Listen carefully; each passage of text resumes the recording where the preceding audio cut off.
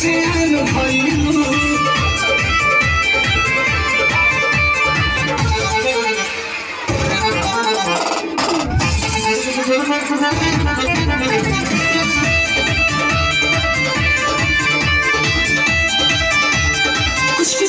दिलवा के कहले बारू चोरी हमार के तो भरी टुकुर ताकी तोहारे ओरे लिपस्टिक लगाइले बस के फसियल चला